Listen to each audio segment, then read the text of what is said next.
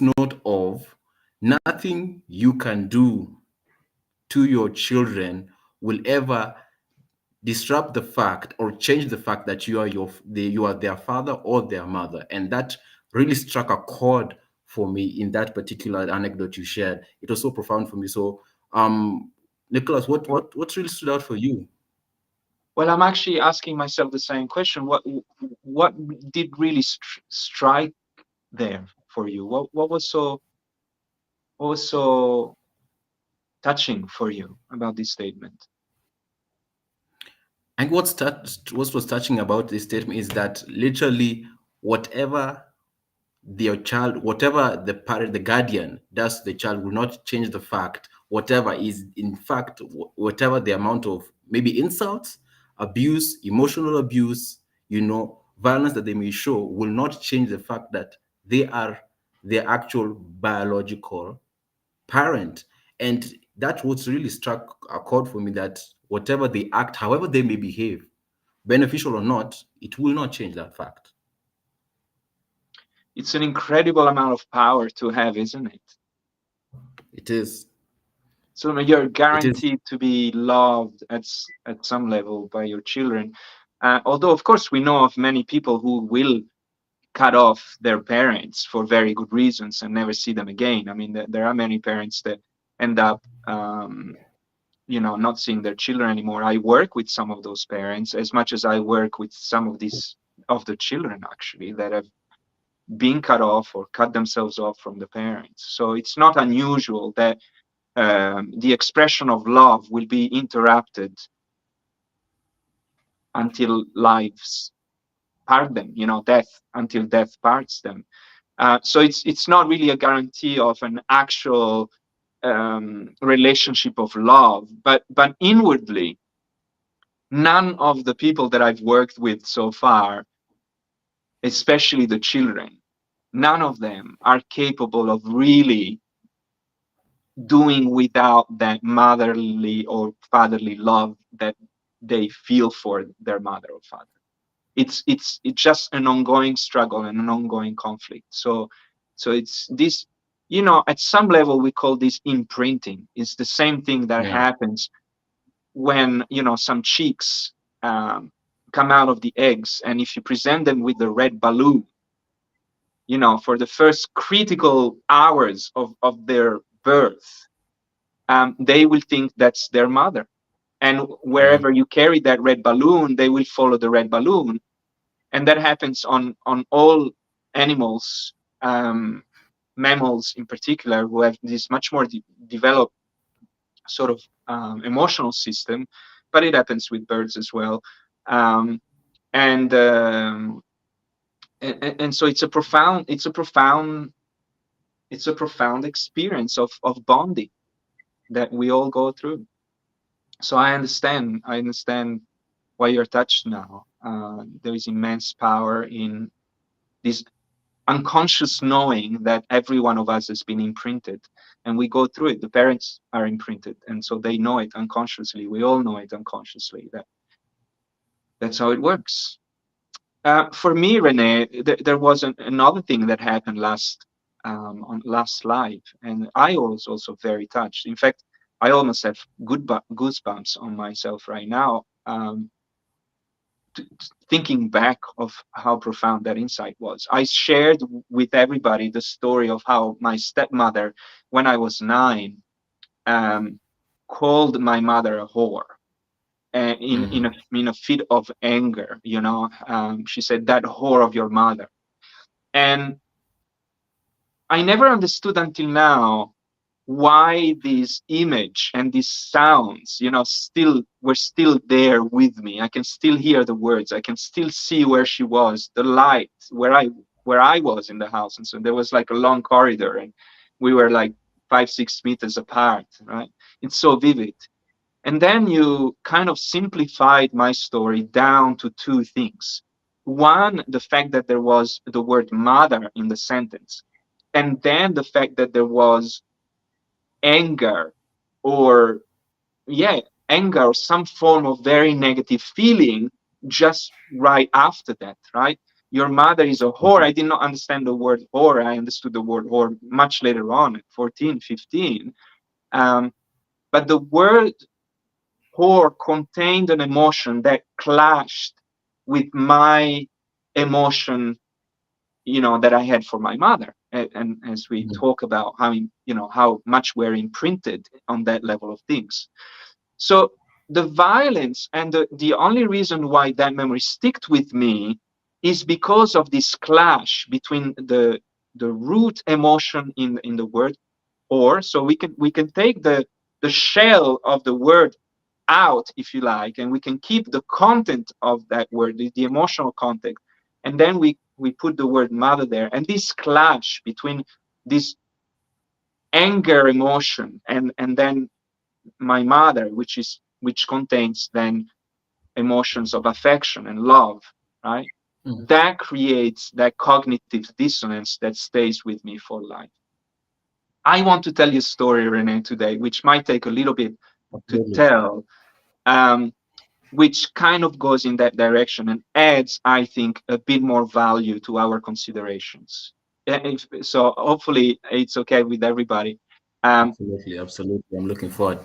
we might not cover another question today of the ACE tests, but it's Yeah. important to just rest on all these concepts and go slowly with this. So I'm meeting a client. Let's call him Samuel for the sake of anonymity, right? So Absolutely. Samuel was born in a country that came out of the communist regime in 1993. Okay. By this time, Samuel is 6 years old. And Samuel now is an adult. And as I'm having a consultation with him, I noticed that he's missing 3 or 4 teeth here on the left hand side. Wow. And then some other consultations, he's not missing those teeth. So I'm starting to understand that he's wearing a prosthesis, it's called. I always have Yeah. trouble with that word, Attention or something. Yeah. right? Now, now we've built some trust, some rapport. So um, finally, I'm able to address this issue. He's coming to the consultation without the teeth, the fake teeth, let's say. And so I'm finally able to address. I said, what happened there? Was it an accident?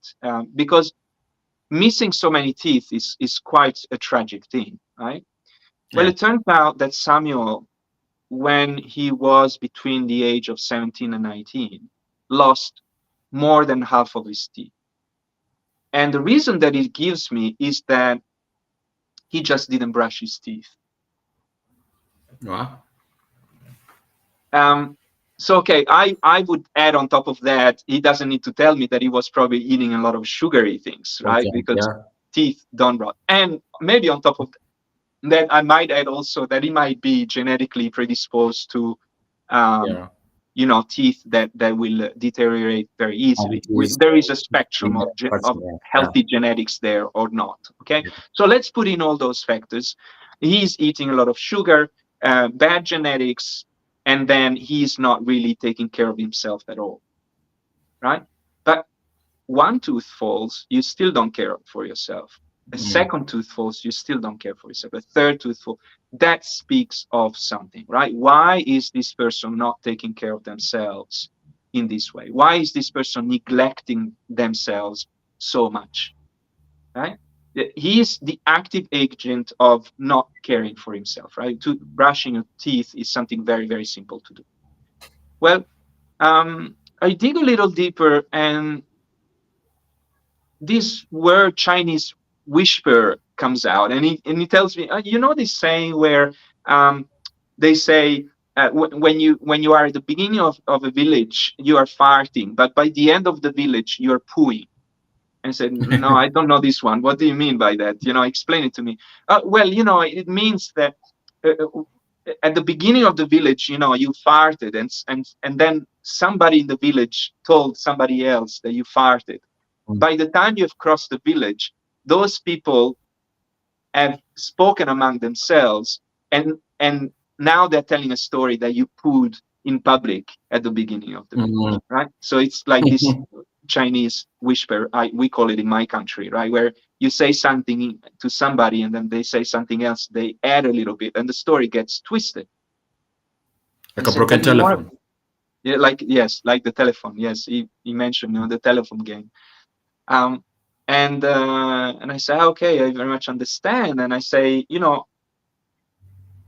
have you ever been a victim of this process? Have you ever been a victim of and I say, please don't be defensive about the word victim. Just factually, I'm asking you, have you ever been a victim of a group of people telling stories that were not true about yourself? And he says, yes.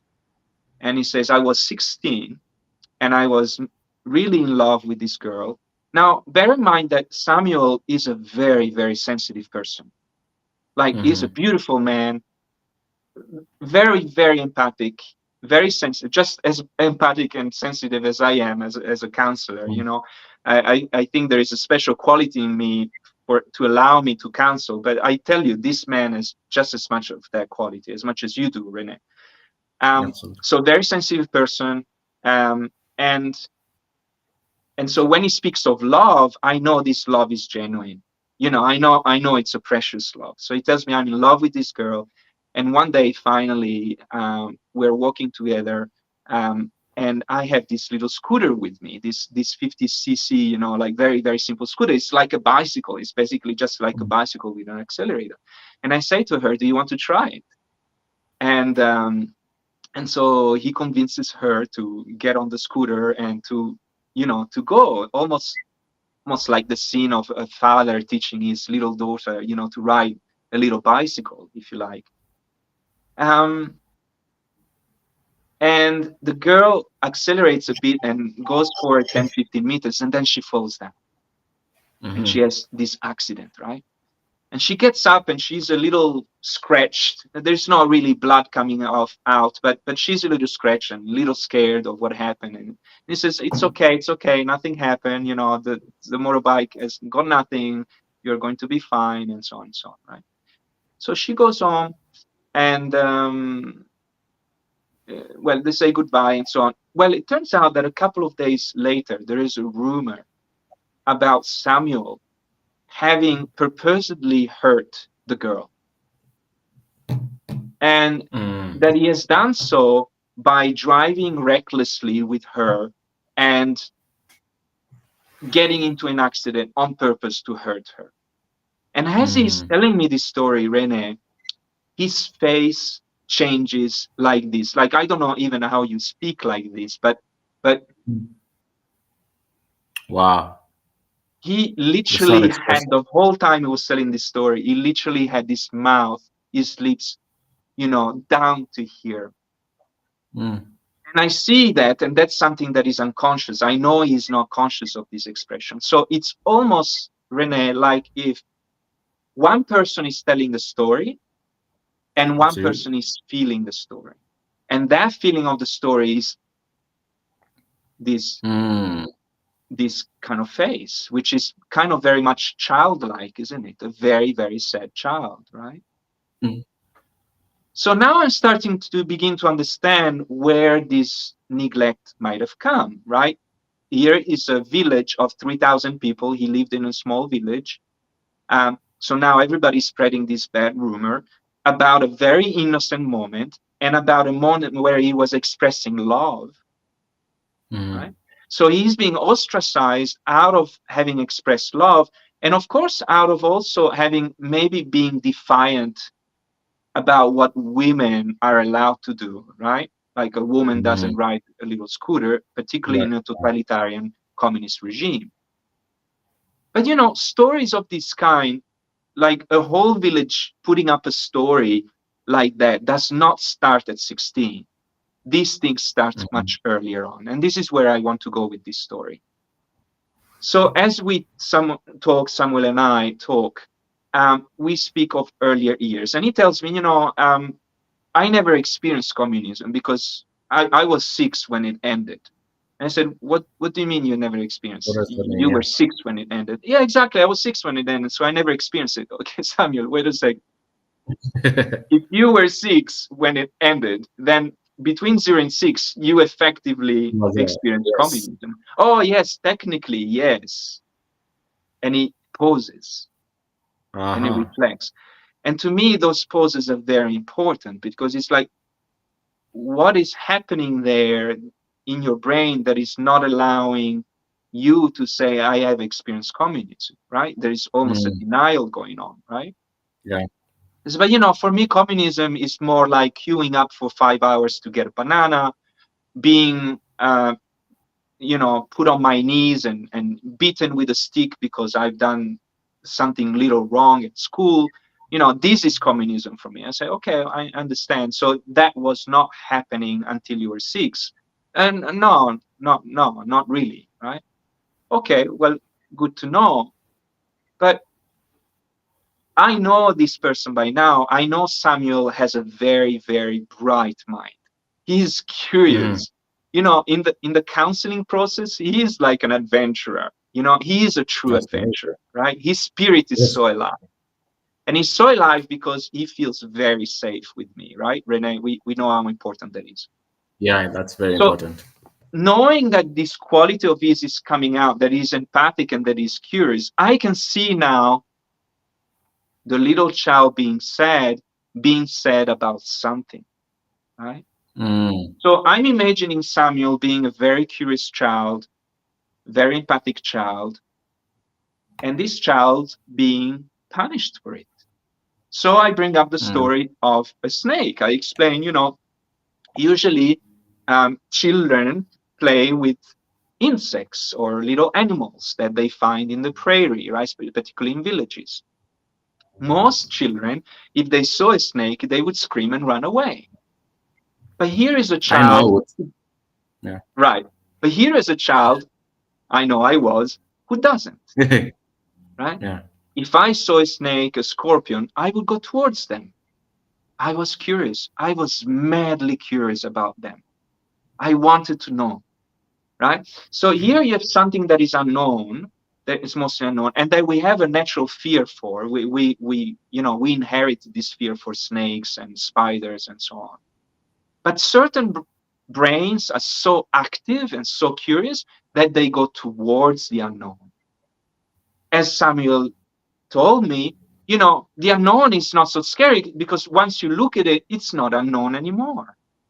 Mm. This is a brain who has that energy of approaching the unknown with so much curiosity that it does not want to back down, right? So here is a totalitarian communist regime, and here is a child who is very empathic and curious. And here's a child who goes towards the snake and not away from the snake.